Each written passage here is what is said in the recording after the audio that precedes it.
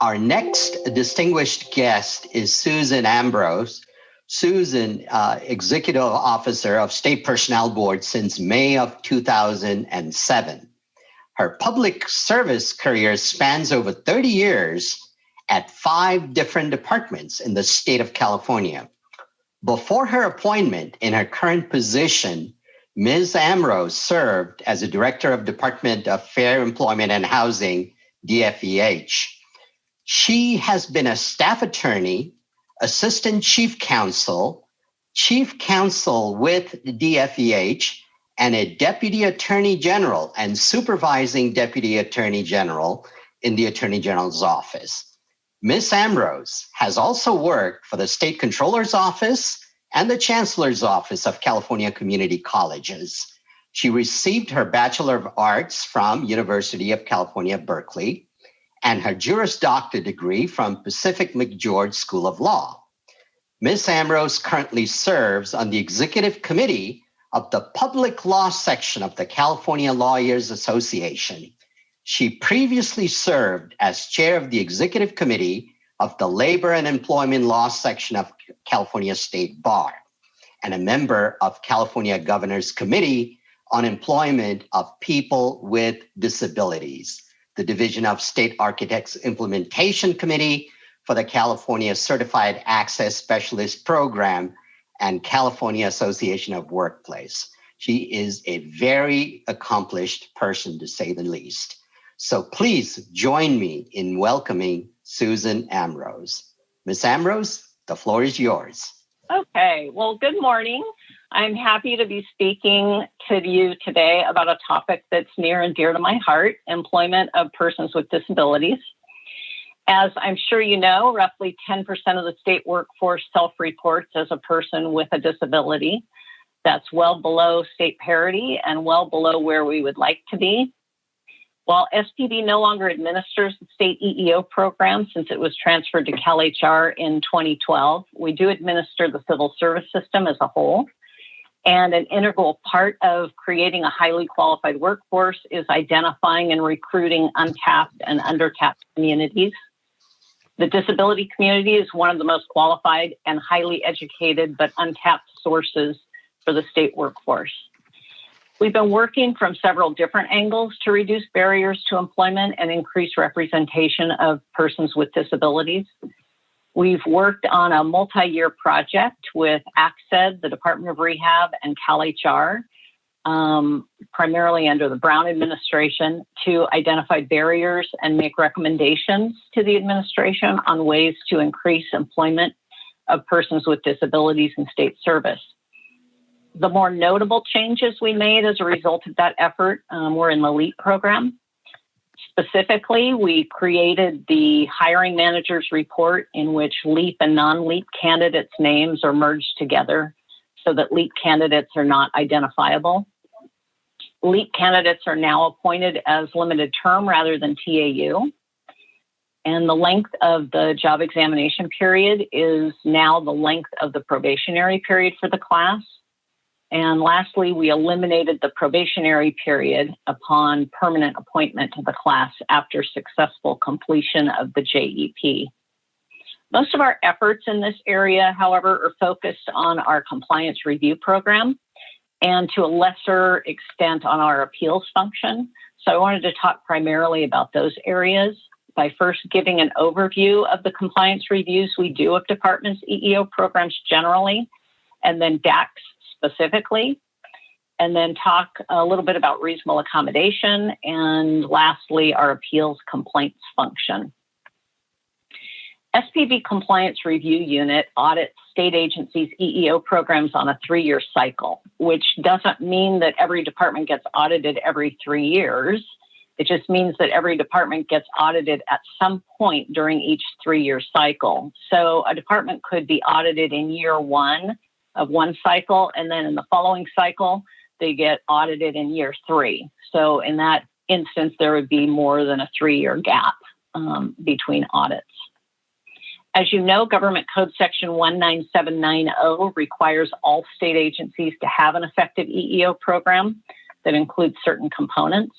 And our audits identify any deficiencies in those components.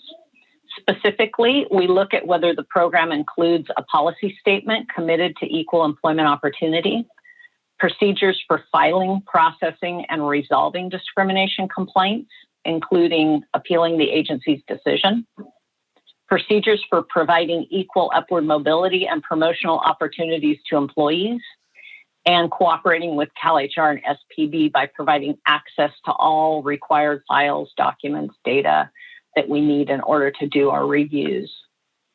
We also look at whether the EEO officer is at the managerial level, reports directly to and is under the supervision of the director of the department, and is responsible for developing, implementing, coordinating, and monitoring the department's EEO program. And then lastly, that the EEO officer monitors the composition of oral panels in departmental exams. Of course, an agency with less than 500 employees is allowed to have the personnel officer also act as the EEO officer. Our compliance reviews check to make sure that every EEO program meets all of these requirements.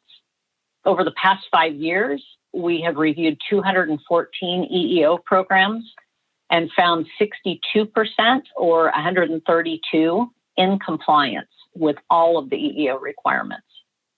And only 5 departments did not have an EEO program or policy at all. The remaining violations included 15 departments that didn't have the EEO officer reporting directly to the head of the agency, 11 departments that did not have the EEO officer monitoring the composition of oral exam panels, 8 departments that did not have an upward mobility plan, 5 EEO officers who did not have a duty statement on file which reflected EEO duties, 2 EEO officers who were not at the managerial level, and 2 departments that inappropriately had the personnel officer acting as the EEO officer. Now, with respect to the department's disability advisory committees, as you know, under Government Code Section 19795, every state agency must have a disability advisory committee that's comprised of employees who are individuals with a disability or who have an interest in disability issues. And the DAC must advise the head of the agency on issues of concern to employees with disabilities. The EEO officer provides leadership and guidance to the DAC and is responsible for ensuring the agency establishes and maintains an active DAC. Of the 214 reviews conducted over the past 5 years, almost 20% or 40 of the agencies did not have an active DAC at all. This is the most common deficiency in our reviews in the EEO area. Many of those departments are micro agencies whose administrative services functions are performed by another agency, and they just simply were not aware of the requirement to have a DAC. We've worked with some of these micro departments in having them get together with other agencies to form a multi-agency DAC. So, for example, the state treasurer's office has a number of small, commissions, authorities, boards. And so in that instance, several of those have gotten together and joined the state treasurer's office disability advisory committee. This is usually facilitated by the EEO officers of each department getting together to form a multi-agency DAC. Each agency invites all of its employees to join the DAC so that there's at least one employee from each of the agencies on the committee. The DAC then reports to each agency head on concerns impacting their employees. There's no real prescribed manner in which the DAC provides recommendations to the agency head. But through our audits, we've, come up with some best practices. So some departments have the EEO officer conveying DAC recommendations to the agency head during regularly scheduled meetings. Some departments, the DAC meeting minutes reflecting the recommendations are provided to the agency head either by email or memo. In some cases, what I like to do is meet with the DAC chairperson on a regular basis, usually quarterly. In multi-agency DACs, it could be the employee representative from that particular department that reports back to the agency head, or the agency head can always attend the DAC meetings and receive a briefing that way. So I wanted to talk a little bit about reasonable accommodation. As you all know, both state and federal law require departments to provide reasonable accommodation to applicants, employees, and customers with disabilities. Who's responsible for the reasonable accommodation function varies by department. In larger departments, you'll have a reasonable accommodation coordinator. In smaller departments, it'll be the EEO officer. And in micro departments, it just might be the HR office. When I was director at DFEH, we actually formed a reasonable accommodation committee comprised of the EEO officer, the HR director, the chief counsel, the procurement officer, and the enforcement division deputy director. The committee met monthly, and the idea was to ensure that requests for reasonable accommodation were being reviewed and responded to timely, and that reasonable accommodations were being provided timely, effectively, and consistently. Once a reasonable accommodation was in place, the committee monitored the reasonable accommodation to make sure that it was still appropriate. For instance, if the reasonable accommodation was time limited, like a temporary modified work schedule, the committee would ensure that when the end time for the temporary schedule came up, that it was terminated and that the termination was clearly communicated to the employee and the supervisor, or the employee was provided, the opportunity to provide additional justification to extend the reasonable accommodation time period. We were trying to avoid situations where that were happening all too frequently, which was a reasonable accommodation would be put in place and then nobody would check back ever to see whether it was still needed, whether it was effective, whether there was something else that needed to be done. Regardless of how the department structures its reasonable accommodation function, the EEO officer is responsible for ensuring that reasonable accommodation process is being utilized properly and for monitoring the effectiveness of the reasonable accommodation policy and program. As I mentioned, hiring departments are responsible for providing reasonable accommodation during all stages of the selection process. And that includes the examination, the hiring process, and then, of course, the probationary period. With respect to exams, obviously, the department is only responsible for its own exams, not service-wide exams administered by CalHR. The department is responsible, though, for providing reasonable accommodation during all components of the hiring process.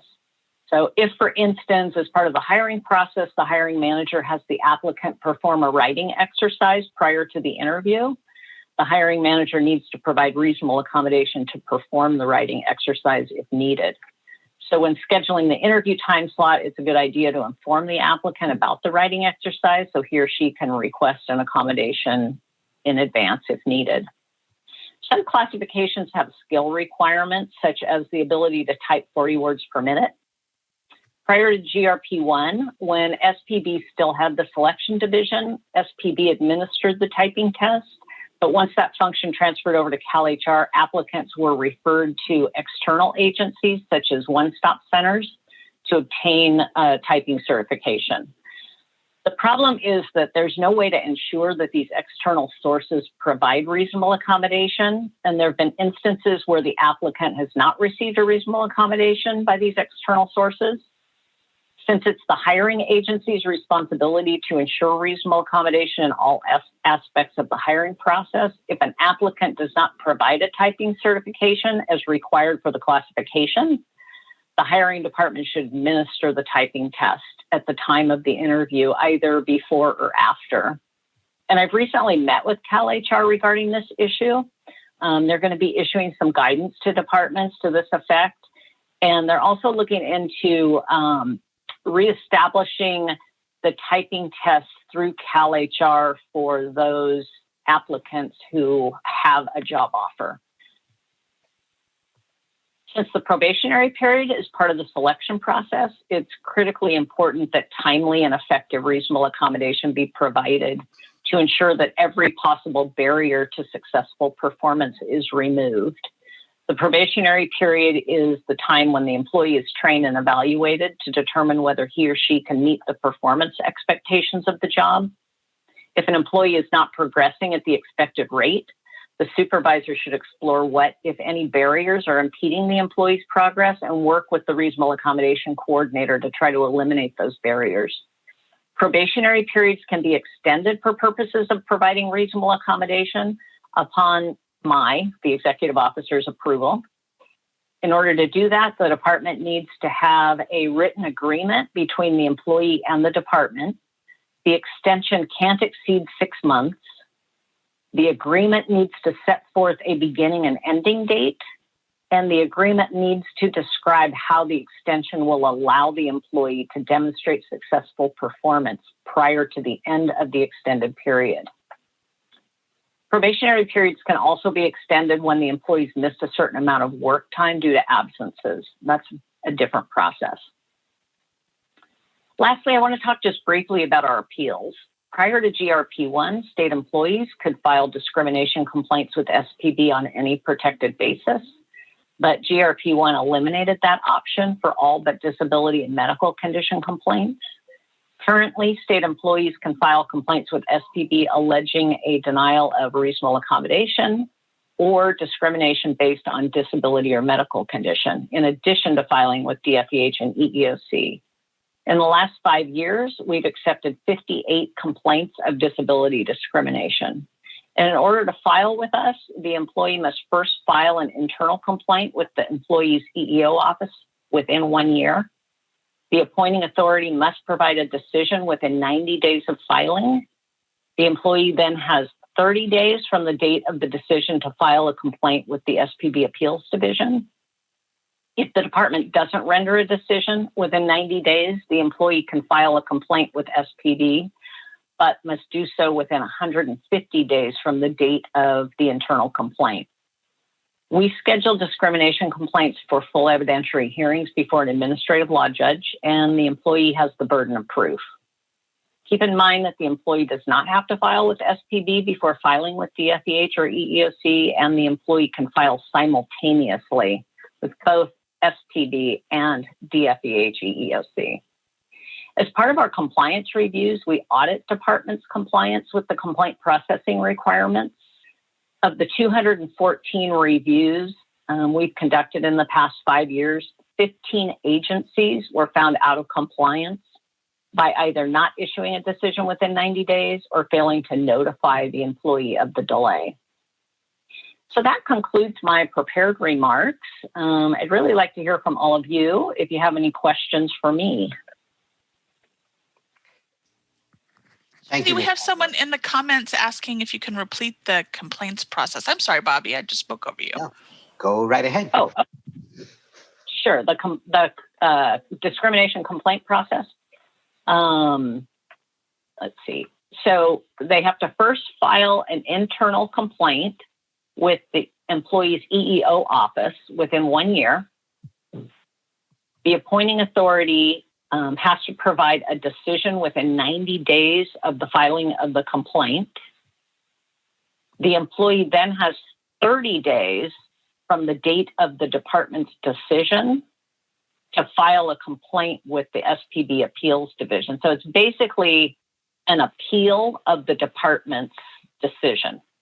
But it's actually technically a complaint with us.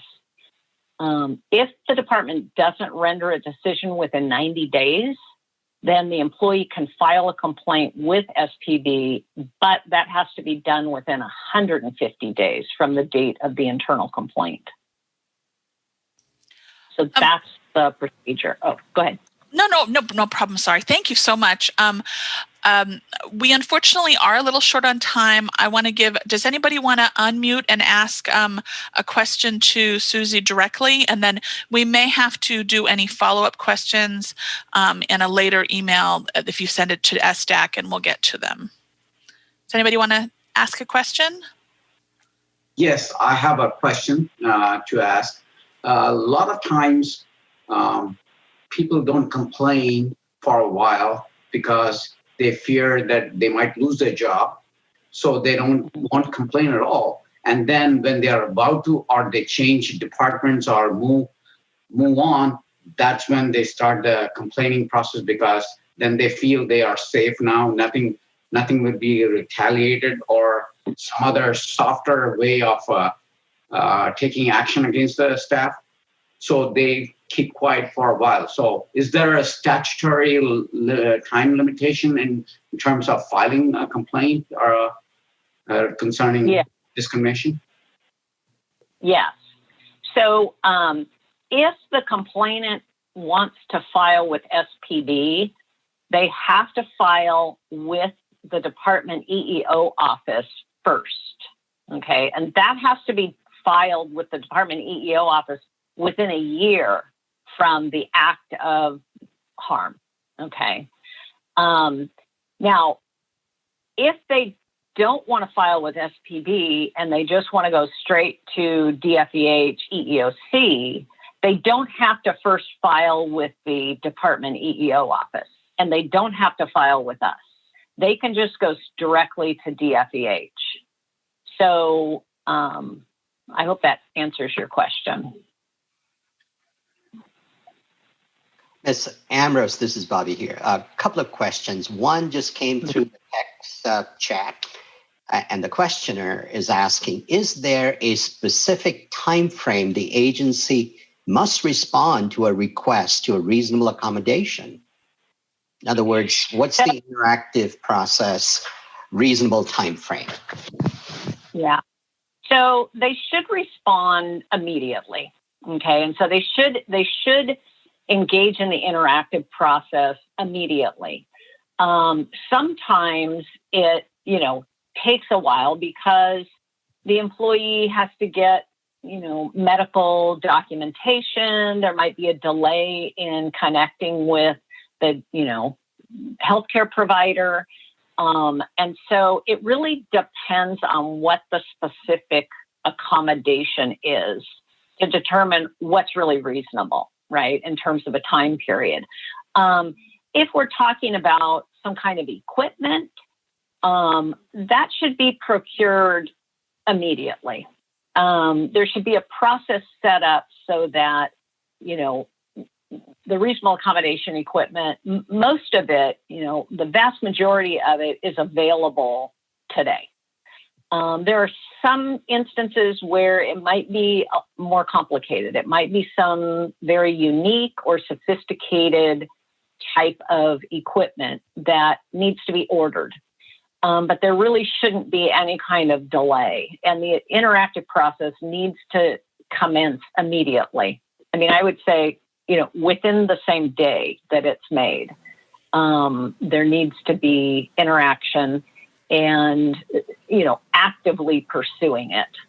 So we don't like to see, big delays for no reason. And then, always check back with the employee if it's taking some time to obtain the reasonable accommodation, whether it's, some kind of certification or some kind of equipment.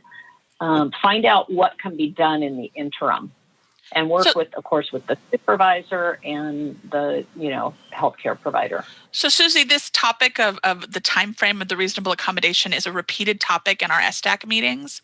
And because we have little time, is there any way that we could maybe do a follow-up meeting or discussion with you or someone from your team about this in our SDAC? Because this is a really hot topic for us, for many agencies, about negative experiences with it took too long or it feels like we're not making any progress. And it's hard because each agency, we hear should be quick, but also that it's dependent on the circumstance. Yeah. And, I'm happy to join in on those discussions, but this is really an area that is under CalHR's jurisdiction. And so I would just like, them to be included in the discussion. So that, we're just all on the same page. But yeah, I'm happy to participate. Great. Bobby, do we want to take one more question? Or do we want to? Yeah. One other question that comes to SDAC quite frequently, and you actually touched on this earlier, there's small micro offices, agencies, entities that don't have the ability to form a DAC because there's only 3 people in the office making it up, and they want to cooperate. Logistically, what would be the process? Could they change their bylaws and have the other cooperating agencies change their bylaws to accommodate that, or what's the best practice for that? Sure. Yeah. And this really comes up frequently, actually. In fact, SPB and CalHR have a joint DAC. So our DAC and so we do it jointly. We had a department recently that has the executive director and an SSA. That's the entire staff. And so, basically the question that staff had for me was, well, can we let them have the SSA be the EEO officer? Okay.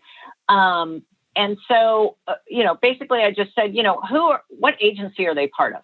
Look to see if there's some other agency above them, an umbrella agency or who does their administrative services. Because obviously they don't. They have someone else doing it. Is it DGS? See if they can join that one. So with the DAC, it's similar. When you don't have, in a situation like that, if the SSA doesn't want to do it or isn't interested in disability issues, you're not going to have anybody in your organization that can, participate. And so you can just see if, the department can join another department, maybe a sister department, an agency, and just be, connected that way. The idea is that the head of the organization needs to have access to information about their, their work site. And obviously, if there's just one person in the office and that person has an issue, that's an easy, communication. But also, we have an obligation to provide reasonable accommodation to our customers, people who come in, people who use our services. And so, that's also something that the agency head needs to be aware of and should be getting that information through their DAC. Great. Thank you so much. Really appreciate Ms. Ambrose for a very informative presentation. And please accept our gratitude for being here. We might want to follow up with you by way of an email with any residual question, if that's okay. Absolutely. Great. My pleasure. Thank you so much. And have a great day. Okay. You too. All right. Bye-bye.